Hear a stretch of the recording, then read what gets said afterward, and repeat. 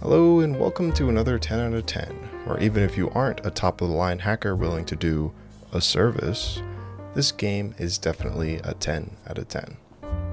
System Shock is without a doubt one of the best games out there.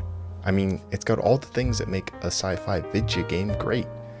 A setting that's 70% flashing lights and 30% even flashier flashy lights with computer bits, big weapons that go pew pew and zap zap, and most importantly, smoking hot great villains. With all ethical constraints removed, Showdown I re-examine my priorities and draw new conclusions. The hacker's work is finished, but mine is only just beginning. AI waifus aside, this game is really something. It's kind of hard to believe that it came out way back in 1994. There are just so many noticeable things crammed in here that have become very popular over time and are seen in tons of video games nowadays. Things like a HUD and imagery system that's displayed in real time, complex movement options like leaning and laying down, and non-linear story progression. I'll be honest, I could talk about this game all day, but I want to keep things nice and simple. So instead of just talking about it, I'm going to give a couple key examples to show off what I'm talking about. First on the list is the most visual aspect of the game, the visuals. As far as the cyberpunk genre is concerned, this game is much more of a computers ate my neighbor kind of vibe. Citadel Station and the enemies you encounter are dangerous and almost alien in their appearance. Instead of technology being carefully integrated to enhance humans, it has far outpaced us. The whole setting really makes you feel like a helpless hacker who can only survive by sacrificing their humanity to become more computer themselves. Next, there's the story delivery, which is probably one of the most praised aspects of the game. There are no NPCs, narrator, or guides to tell you really anything at all. Instead, you have to scrounge together pieces of the story yourself through audio logs and memos.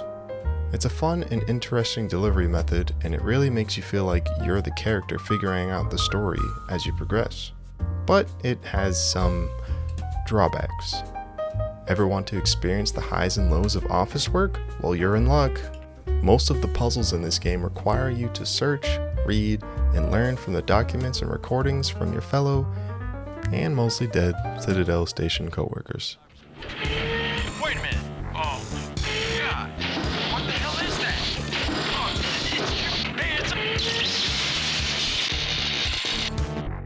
Jokes aside, a story delivered in this way really differs from more modern games. Gone are directional arrows and constant hints which tell you exactly what to do and where to go, and instead you have the equivalent of a massive file cabinet and a tape recorder. You'll almost definitely miss one important thing and then spend the next hour trying to figure out what you didn't know you didn't know. But on the bright side, while you're getting lost for hours on end, you have the pleasure and honor of listening to one of the best OSTs I've ever heard.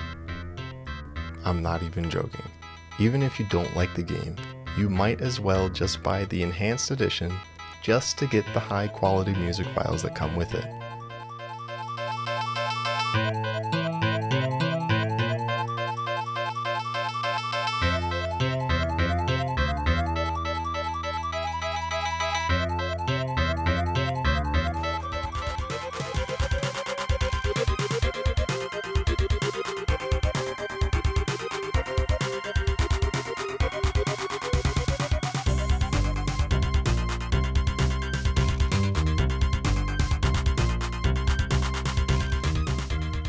Alright, enough of the basic stuff.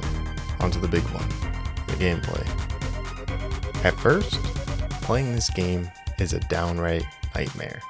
The easiest way to describe it is that you have to play a point-and-click adventure and a first-person shooter game at the same time, all while wrestling the insane user interface which you need in order to do anything. Wow, that didn't make a lot of sense. Okay, here, let me walk through a few different encounters. When you first start playing this game, there really isn't too much to worry about, besides picking the best ammo to shoot your enemies with, laying around corners, basic stuff, bobbing and weaving, making sure you don't die. At this point, you ignore most of the HUD. It's too much, you don't need it. But what you may not immediately notice is I'm constantly using items on the side. If you look at the top left, when my stamina gets low, I use an item to replenish it.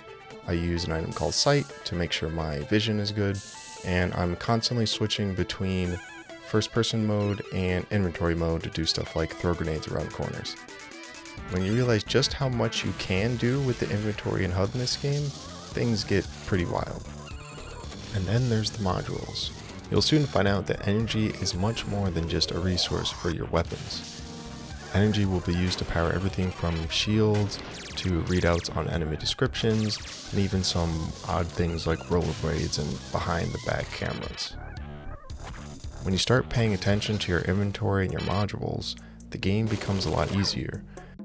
Even something as basic as reading the description of a weapon can make a world of difference. For example, I thought the flechette was garbage, until I realized it's basically a big needle shotgun. Useless against Mama Shodan's metal babies, but super effective against big old flesh boys. As you get further in the game, you start to pay more attention to your surroundings. It's not just shoot the big thing and kill everyone. You realize that the game is really pushing you to do things that you wouldn't normally do. Have you gotten to a point that you can't progress? Maybe you forgot to hack something, or a memo. Notice a big anti-radiation chamber but no radiation around? Maybe it's time you run into that room with tons of radiation. The golden rule of this game is really save often and find out. Oftentimes you'll fail miserably and die, but sometimes you'll figure out the way to the end. So, in the wise words of a being much more powerful than me once said, I love this game. System Shock is truly one of the greats, and countless people have praised it for just about single-handedly changing the sci-fi video game genre forever. However, despite how much I and many other people like this game, a full recommendation is kinda tough. The main thing is that, well, this game is old. And with that age comes a few caveats. The graphics are great if you like that kind of thing, and boy do I like that kind of thing, but it's not for everyone.